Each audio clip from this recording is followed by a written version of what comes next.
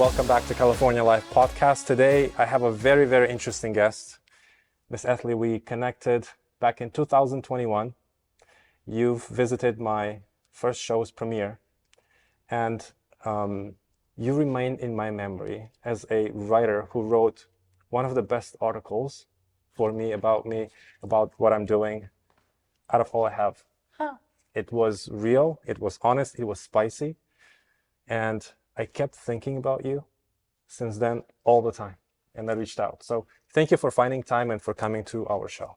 Well, thank you. That's so flattering. I really appreciate that. I remember the event very well. It was, as you say, it was 2020. It was the first sort of premiere event, red carpet get together thrown by a publicist in COVID. We were wearing masks. I remember people were finding sequin masks and sparkly masks and brand name, promotional masks, because we were just all terrified. Can we shake hands? Can we hug? Can we kiss each other on the cheeks? I mean, how does this work? It was like our first thing back. So I was very excited to be there. I was very excited to meet you, and I was very excited to write about it because I hadn't had anything fun to write about in quite a while. Well, it did feel like you wanted to have some fun with writing. It was really spicy and was really real. You've seen a guy, not an industry professional, not industry background, just as you wrote. How did it make you feel? Well, I admired your chutzpah, right? I thought, here was somebody who wants to go after something and is going after it. And it's not an easy thing to just go out there and decide, okay, I'm going to produce a sitcom. I'm going to get name stars in it. You had Danny Trejo doing, I guess, and Maggie, and the delightful Latina fireball that was Maggie Avila. Yes. See, I'm trying to remember back 4.5 years now. You found a delightful cast. You put this thing together. It's not a light lift. It's a big deal, and you actually got it made. And yet you come from a totally different industry. So I just got the feeling you're very international. What I heard about you is just like, you can kind of do anything you put your mind to. Yeah, very dedicated. That's how we got you on the show. It was a very difficult process of negotiations. Right, he sent me an email. He sent me an email and said, do you remember me? No, actually, it was LinkedIn. LinkedIn. You contacted me on LinkedIn. Yes. Your story, your article kept buzzing in my mind, and I felt really sorry that we didn't exchange our contacts back then, and thank God we have LinkedIn. Yes. But now let's talk about you. You are a very prominent figure in Hollywood. You are a writer. You wrote a lot of top shows. You are one of the top names in the film industry. You are a journalist. What brought you into this business? It was pretty much by accident. It was absolutely ass backwards. I was supposed to be a doctor. Okay. I went to college as a pre-med student. I went to University of California at Santa Barbara, which, as you may know, is a bit of a party school. Mm-hmm. And so I started there I was a straight A student all the way through grade school and high school. And I went to college. I think I was 17 when I started university, and I was supposed to just go straight into med school and be a doctor. And then I discovered the college radio station, and I discovered fun. My line is, I discovered sex, drugs, and rock and roll all on a Tuesday afternoon. And so I ended up changing majors. I ended up changing majors from pre-med to world literature. Okay. I ended up becoming the program director and general manager of that college radio station. Mm-hmm. When I graduated university, I came to LA and started working in radio. Now, this was the 1970s. There was not a lot of opportunity for women in rock and roll radio back then. It was a very male-dominated industry. I think it really still is. Mm-hmm.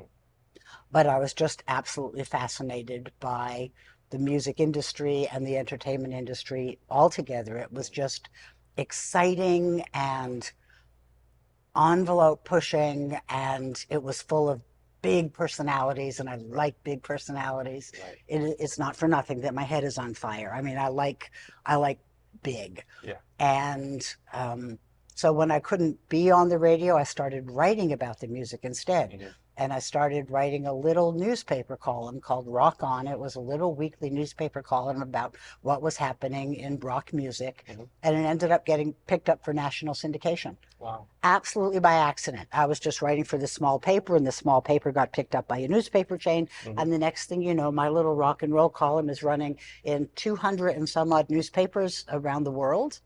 And then that ended up getting me a job covering the music industry for Billboard magazine. Okay. And then and then I wrote an article about this new little magazine that was trying to get off the ground called Rock Magazine.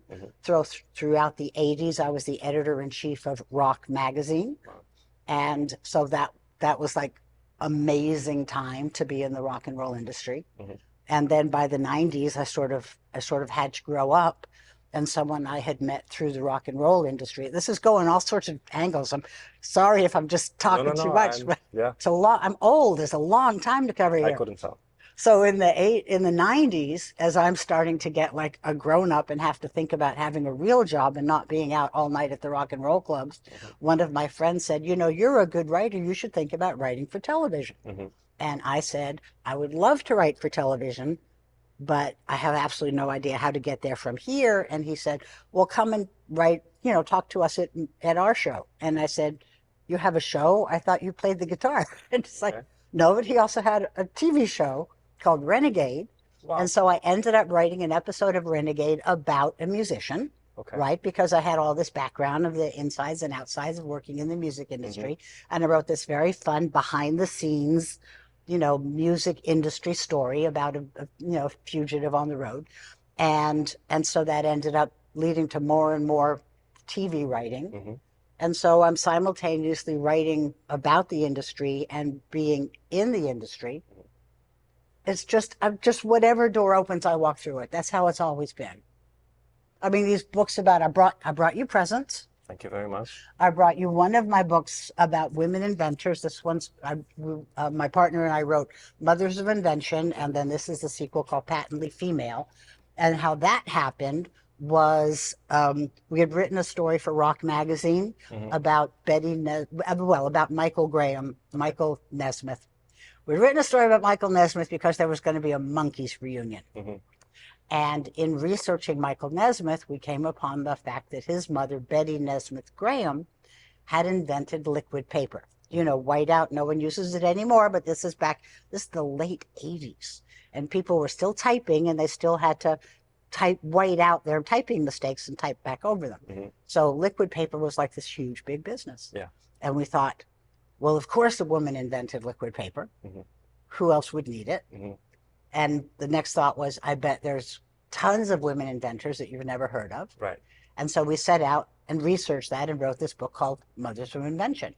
And that ended up winning awards. And we're still talking to museums about doing exhibits, and Patently Female was the sequel. So it's just like the door opens. Right. So I brought you a copy of that. Thank you very much. And the second one? The other book I brought you, this is the most recent book I wrote. This is called Woof. And that's an interesting story also, because when artificial intelligence, the first generative AI that we started seeing was DALL-E, the art generator. And I just thought that was fascinating. My dad had been a painter, and the idea of having an artificial intelligence create, I just thought that was amazing. And then I found out that you could train the AI on existing art. So I trained the AI on my father's paintings. Okay. Right? My father had this very bold palette knife style. And my dog had died. And I wanted my wonderful rescue dog that was 15 years old and had a great life. My death row doggy, as I called him, because he was on death row at the pound. And so I wanted to write a book about my dog, and I trained the AI on my father's art, and I ended up writing a book illustrated by my dead father. Right. I wrote a book about my dead dog, illustrated by my dead father, because of modern technology, and it just touched my heart. So I brought a copy of that. Well, I appreciate that. That's very meaningful. I wrote and published 3 books as well. I will have them sent to you. How wonderful. Tell me about what? So the first book I wrote and published based on my experience of making my TV show. It was like a blueprint of a person who is new to Hollywood, new to everything. And my film school was something like Quentin Tarantino's. I made a pilot, short film / pilot. It was 27-minute pilot idea of how conflicts in the family between adults impact kids in their development. That was my first pilot. That's how I learned how things are done in Los Angeles. And then I've worked with a few international stations, and it was very simple stuff like red carpet interview or stuff like that. And then I decided to create content for families without any substandard language, without alcohol, without all that stuff. So the families can just sit down, relax, and enjoy a little bit of humor. Obviously, me being of European origin, my humor is a lot different. And a lot of the situations in the show I put from my own life experience when I moved to Los Angeles. And when I would laugh, no one would, because they think it's a little awkward. And to me, it's... And when someone would laugh and what are you laughing? I was serious about it. So we had a lot of fun situations. And I moved to Los Angeles from New York in 2015. So it took me 4 years to come up with My American Family. And while I was making it and posting on social media, I had a lot of people, decent amount of people reaching out and asking questions. And I decided to put it on paper. I'm a very business-minded and mathematical person. I even write scripts in mathematical order. My scripts look like formulas, which I use in spreadsheets. So I would say line L35 to that one makes to this and this one. It's only formulas in my head. And the second book, which I started writing a lot earlier than that, was about relationships, how to become a good partner in a relationship. And the third one was on business of show for people in front of camera, how to build your brand, how to build your value so you're interesting for directors, producers, agents, and not to sit back and wait until one agent or your manager will send you out an audition. So these are 3 books. I'm writing one more, the book on the arts of sales for people who didn't think they would be good at it or didn't like this type of communications. And I'm still thinking maybe to take it to a PhD work, to get a PhD in business. That is, I think, important to get people comfortable with sales. I know I'm not. I'm very much a creative, and it's very hard for me to ask people for money for my work because I do it because I love it. So asking them for money for it, I mean, all the money from the book Wolf goes to the LA County animal shelters. I don't, I don't. Luckily, I'm not in a position where I'm desperate for the money. I would rather give it to the animal shelter, but it just makes me more comfortable not to be doing it for money and selling it. Just thank God for agents. If I did not have an agent, I would never be making the kind of money that, a writer in television commands. That is very true. For all those years, I was a rock and roll journalist. Basically, we were working for, concert ticket, $50 in concert tickets. Oh, that's not too bad. Was lunch included, or? Often, yes. That was the great thing. The record companies all had PR departments and they all had budgets. So I basically fed myself by being taken out to lunch by publicists for years and years. Well, that's fun experience. But let's roll back to when you started in Los Angeles. You mentioned that in radio and then in television, it was more of a man-dominated. Very much so. Yeah. Back then. What was the moment of your breakthrough? How did you do it?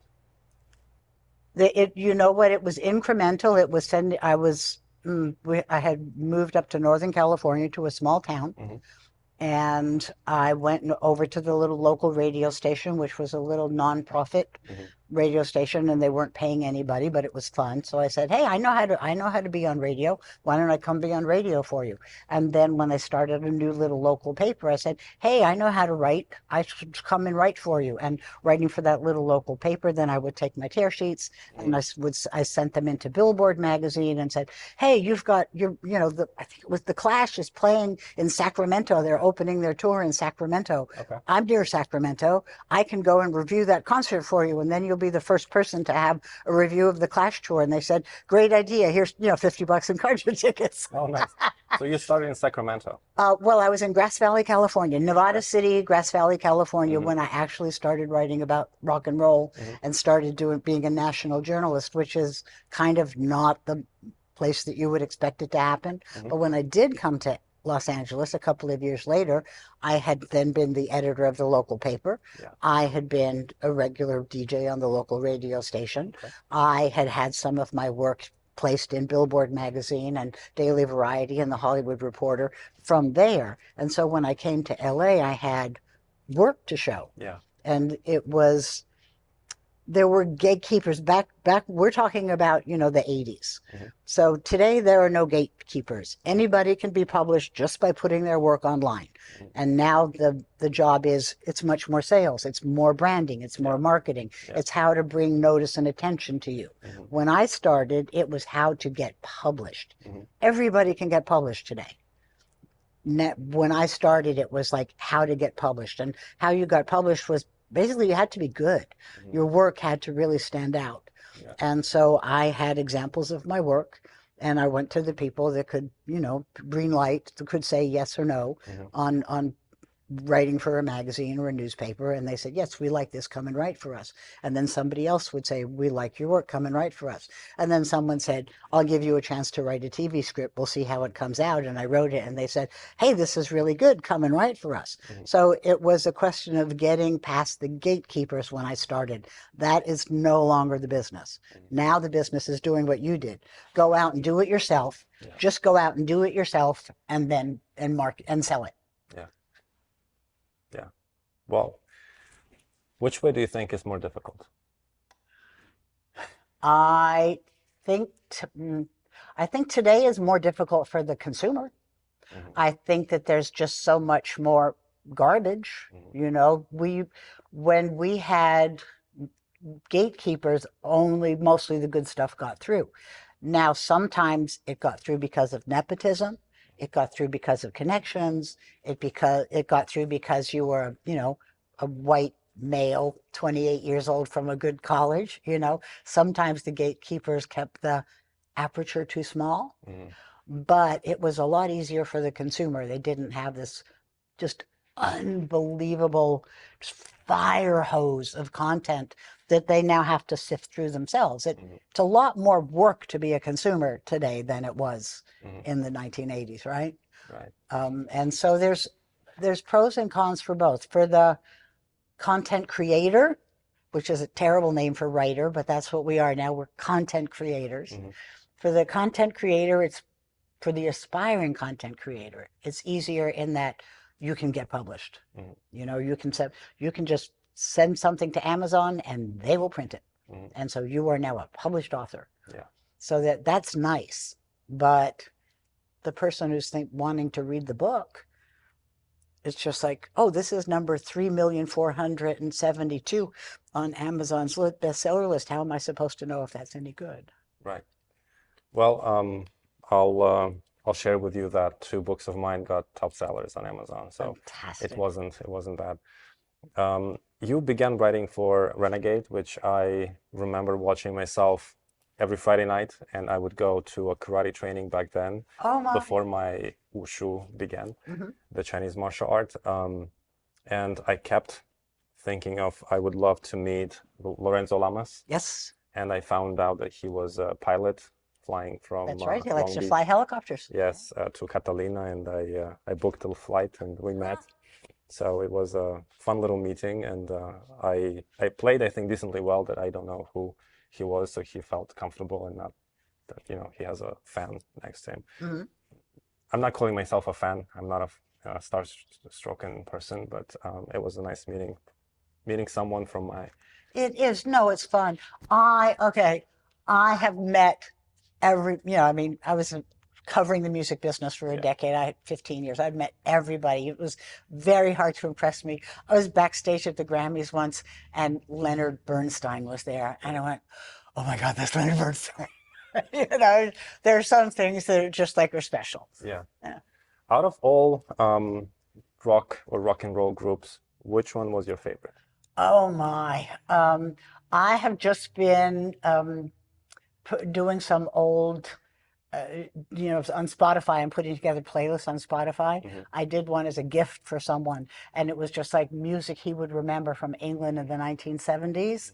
And I was reminded how wonderful Queen was, and how Hmm. wonderful Meatloaf was, Hmm. and bands that you don't remember, like Leo Sayer or Dave Edmunds and Nick Lowe and all these wonderful artists. And now I'm thinking of doing one from the 80s, and I'm going like, oh, well, who remembers the Vapors? Who remembers the House Martins? Who remember, it's just, there's so many wonderful obscure bands. Some of the biggest bands that changed my, love of music were probably the Clash. I mean, if I had to like have only one band I could listen to that had depth and emotion and musicality and everything, I would probably go with the Clash. I think Hmm. the 80s was very much my formative musical years. Hmm. Um, but I was just thinking how much I'm looking forward to putting some Cyndi Lauper on my little mixtape, and the 80s was just such a fun and exciting musical period for me because we had come out of such a the late 70s was such a Hmm. corporatized Journey and Foreigner and Styx and REO Speedwagon, and this was not exciting, right? This was not breakthrough music, but then the punk happened and new Hmm. wave happened, and I just found that very exciting. How did you feel about Credence? How did you feel about Guns N' Roses? Loved Credence, but not at the time. Hmm. Looking like 10 years later, I went, oh my God, what a wonderful synthesis of Americana and roots and rock. And they just had so many wonderful elements in it. So Credence was really a very exciting band Hmm. for me in retrospect. Guns N' Roses, I just, I liked that they were doing what they were doing, but I found Axl Rose such an abrasive personality Hmm. that I could never really become a big fan of theirs. They did a very exciting live show though. I've seen them live a number of times in their heyday, Hmm. and they were very exciting on stage. Being always surrounded by all these rock groups and rock stars, what do you feel about classical music and classical Italian music, Luciano Pavarotti and that type? I have such admiration for the technical skill that goes into anything classical. It's so much deeper and greater, and it requires so much more of the artist than rock and roll. A classical pianist is spending 6 or 8 hours a day practicing piano, even though they've been a classical pianist for 30 years. They're still spending 6 or 8 hours a day practicing piano. A rock and roll guitar player is not doing that. So, yes, I do. I love all forms of music. I have more admiration for some forms than others. Mhm. Corporate pop, not so much admiration, Mhm. although a lot of it is very enjoyable. Well, to somehow sum up the music as a topic that we discuss, based on your experience in the 80s, the 70s, 80s, I would say a piece of 90s. To me, this era of music represents quality. How would you compare that era with what we have now in music? Well, today's music, again, it's much more about branding and marketing and sales Mhm. because that's just the world that we're in now. Mhm. I think there are a lot of wonderfully sincere independent performers now, but I don't always know how to find them. Mhm. If I were more out at the clubs at night and stuff, as I say, getting old, not out until 2 in the morning as much as I used to be, need my sleep. Um, so I would probably be hearing more new and exciting things. But what I'm hearing on the radio is extremely algorithmic. Mhm. It's extremely market tested. It's all demographics and tie-ins. And when I was getting involved in the music industry, nobody would do a commercial, have a commercial tie-in. That was considered being a sellout. Mhm. Now, if you don't have some sort of commercial tie-in, they're not going to release the record. Mhm. So, Now let's continue with the TV. You okay. started with The Renegade, Renegade was the first show I ever wrote. and what did it lead you Well, to? and then that was a Stephen J. Cannell production, Mhm. and Stephen Cannell was a wonderful man that did so many of these fantastic just great action adventure shows of that era. And you know, 21 Jump Street was his, and just amazing oeuvre. And so in the same building as Renegade was a cop show called Silk Stockings, which was this very stylized cop show. I used to say it was about young women getting murdered in their underwear. I mean, it was just a very sexy, fun, stylized cop show.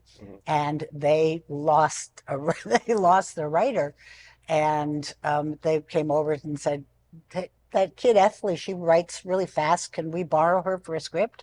And so I ended up writing for Silk Stockings, and then I ended up going on staff on Silk Stockings, and then that started getting me known as being like a cop show writer. And then I got hired over at Dick Wolf Productions, and I wrote a show called Players, which was Ice-T's first show on TV, and that was like a really fun show about a bunch of con men who were doing scams for the FBI, which was just like a fun show. And then I got a chance to write for CSI because I was over on network, and then I'm in, you know, doing big network shows, which is amazing. And then my agent realized that I was born in Canada, and that made me Canadian content. It was, if a show was being shot in Canada and they hired a Canadian writer, it saved them tax money. Okay. So I was like a bargain for shows. And so I ended up having this wonderful run of writing first run syndicated shows, which doesn't really exist anymore ever since streaming. There really is no first run syndication. But I wrote VIP and Beastmaster and Earth Final Conflict and Gene Roddenberry's Andromeda, which was one of my favorite jobs ever because we just had such a wonderful staff, and it was the Gene Roddenberry show, and we're all just Star Trek geeks from the cradle, right? And we got to write in the Roddenberry universe, and just it was just such a fun experience. And then I wrote a bunch of sci-fi movies, and then that led to a bunch of Hallmark movies, and I just ended up having this absolutely unexpected run of being able to write and produce television because I was already too old. You know, I was already working, and I didn't have an agent, and so I went over to an agency to get representation, and they said, "Oh, well, you're like 40 years old and you're a woman. You're never going to get any work. We're not going to sign you." And I said, "No, you don't understand. Already got a job. Already got a job. Would you like 10% of my money?" Okay. That's a no-brainer. And who did you end up signing with? I ended up signing with a wonderful independent boutique agency called Vision Art Management, Scott Schwartz, who did not care how old I was and did not care what gender I was. He said, "I like what you've got on the page, so you're my client now."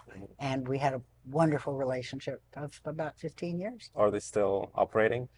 Vision Art, yes, I think so. I think most of us are sort of aging out of the industry. It's, as you know, a very age-conscious industry. So I'm sure Scott's doing well because his clients, one of his favorite clients were the guys who created Will and Grace, and they've just created a new show called Mid-Century Modern. So I imagine that he's still got his thumb in that pie. Well, that's fantastic. I'll do a little bit of homework for our next meeting, and I'll check on them. Okay. To see what they do. So you've started with Renegade, you went through multiple different shows, and you ended up writing for CSI, a big show. Well, that wasn't the end. I had I had some opportunities to write some freelance scripts for them, and then I went on to all these Canadian action adventure series. Right. And the question which I'm leading towards is, how would you compare your experiences writing for these different shows?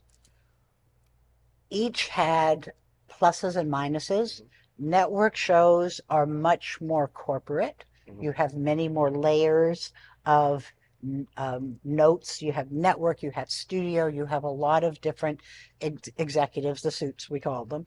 They have to, in a mean way, I could say they have to justify their paychecks. Okay. In a positive way, we can say they want to exercise their creative input to make the product better. So you just have a lot of people weighing in when you're with network. You get paid better. You have a bigger writing staff. You have bigger budgets, so the shows look better. There's a lot that's wonderful about being on a network show, but the creative freedom, the independence that you have as a writer is much more limited. You just have a lot more eyes on you. Now, when you're working on a lower budget first run syndication show, like, like an Andromeda or like a Renegade, you have just a lot more freedom to just let the characters do what they want to do. And what you're more constrained by, you're less constrained by other people's creative ideas than you are constrained by budget and location. You have things like, can we do this outdoors instead of indoors in natural light? Does it have to be a night scene? Can it be a day scene? Does it have to be two cars? Can it be one car? Things like that, which I kind of like as a creative challenge. It's like, how can I fit this within this frame? It's kind of a fun challenge. So it's creativity, but also efficiency, effectiveness. Yes. That's what I do as well.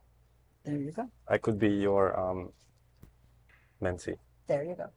That would be a great connection.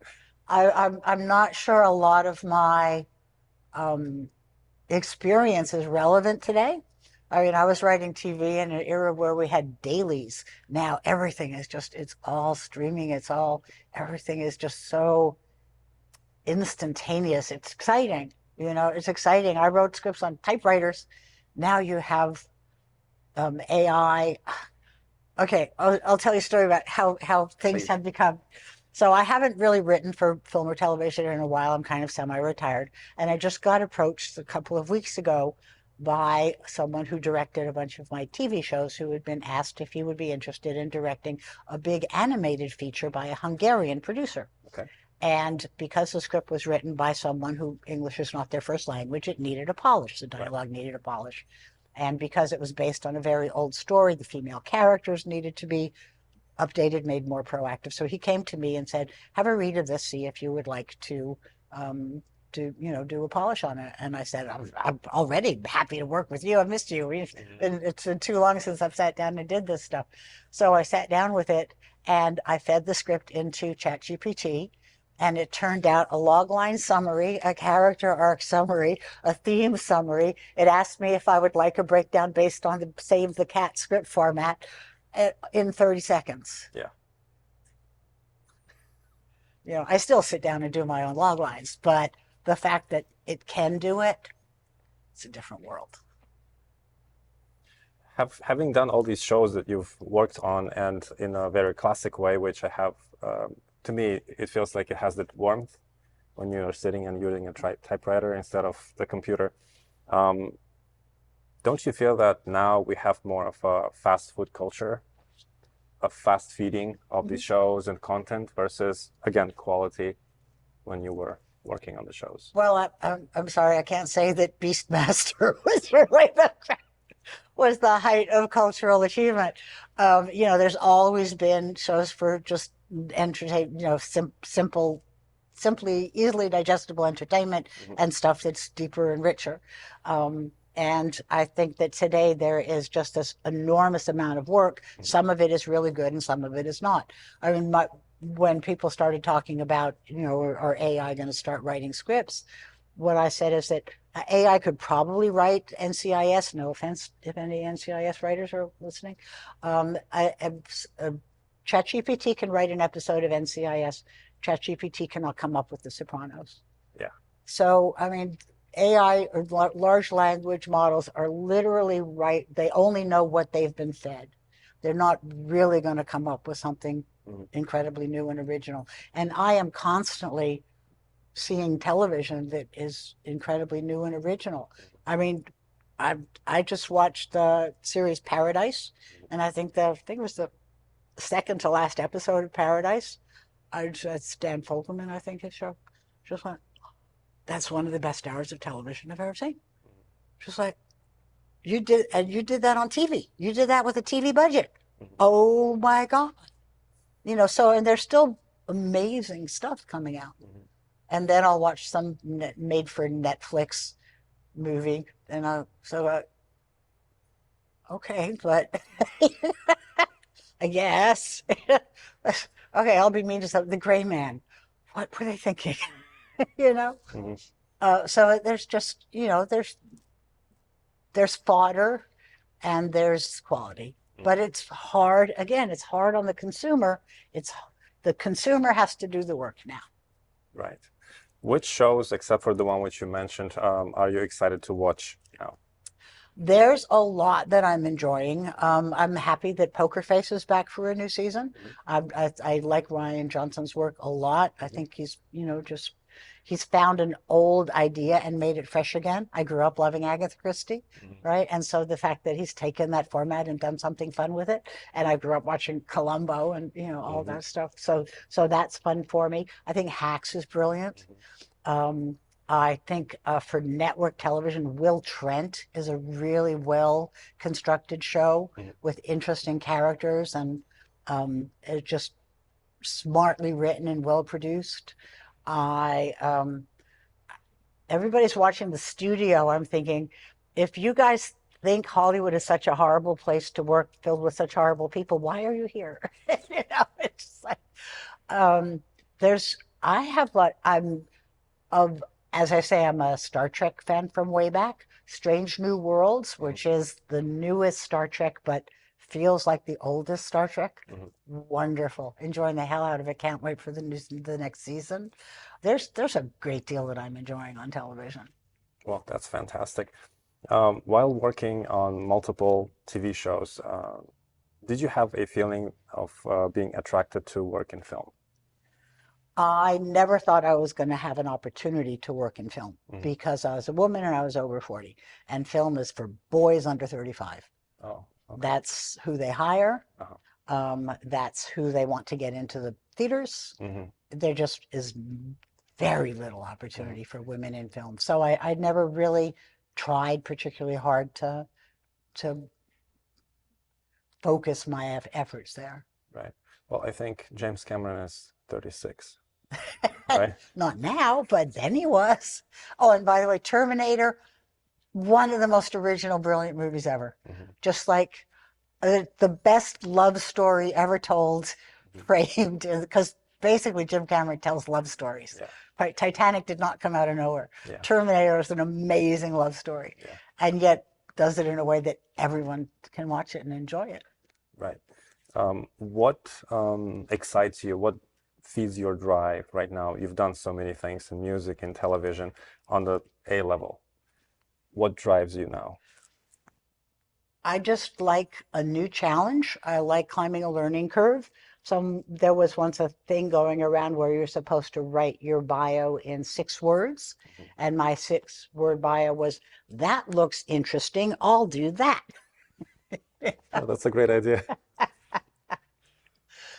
So it's just, as I say, a door opens and I go like, "Well, that looks interesting. I'll try that." And so I my joke is always, what makes writers write, paychecks and deadlines. And so I am a lot more productive if I am on a project that requires my presence. Mhm. I do have a Substack that I try to keep up.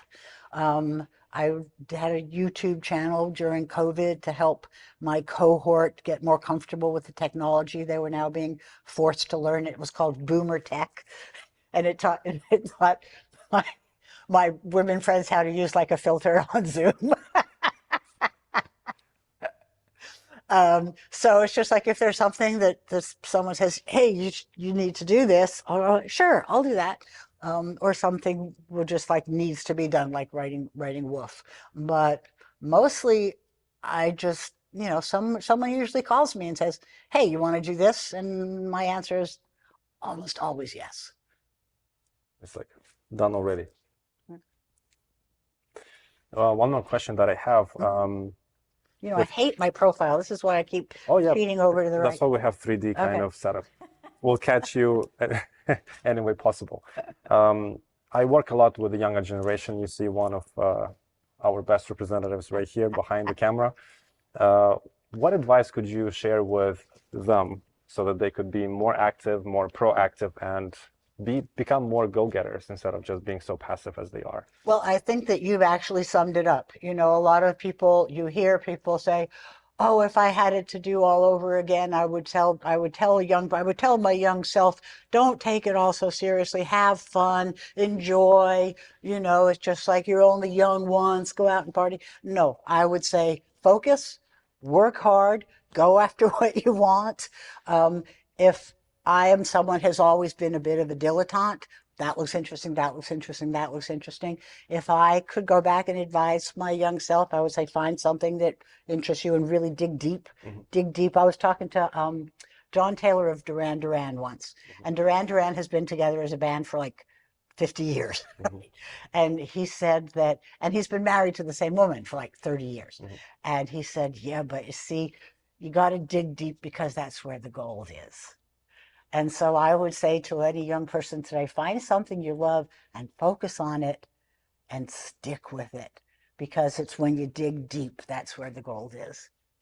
Well, Ms. Jocelyn, I hope you can use this advice for yourself and also transmit to all the peers. They're doing Life Academy TV series in which they are absorbing experiences from different professionals from different sides of industry, business, legal, finance. And I'm sure that this advice would be a very valuable asset for them. I think she's already a step ahead of me. She's already doing it. Well, I'm proud of her. That's why she's here and not all the others. And the last question, which I feel very intrigued myself to ask you, have you ever had anyone thinking or offering you to make a documentary film with you about your life story? No, and people have said, "Oh, you need to write your, autobiography, and you need to write about the '80s and rock and roll." And the fact is that I had a lot of fun, and I did a lot of fun stuff. But but I'm not Bob Hilburn. I was not at the top. I just sort of was one of the gang, and I had a ball. But I've never really thought of myself as that because I never focused that much on one thing. Mm-hmm. I never thought of I'm not, Carol Mendelsohn, who, was the showrunner of CSI. I was just a writer on CSI. I was not the music critic for the LA Times. I was just having fun and doing. So I never really thought my story was that all interesting. In my book about sex and love addiction and recovery called Love Addict, that's got some of my story in it, but that's only stories of my very, very bad behavior. Okay. Well, we will not take it away from the book. We can keep, more intrigue in having, if you'd agree, of course, a film and book separately. But I think that will be a really, it's a really good piece of information. It's even for myself, I would love to learn. It's something personal for me, but even for them. Very flattered. I'm very flattered that you would think that I would be I read a lot about worthy you about- after you published the article in Hollywood Times, which do you still work with them? Yes, when there's something I'm interested in covering, I will do it for them. Yeah. Right. So it's you see, things happen for a reason. And that you mentioned the CSI showrunner. If they didn't have you writing the show, they would have nothing to showrun. So it's always there is a general behind the emperor, and the emperor takes the credit for the victory, but the general is the one who did it. So I would really love you to consider this offer, and we'll make it happen. Of course, absolutely. How could I say no to something like that? That's fantastic. That was an easy deal.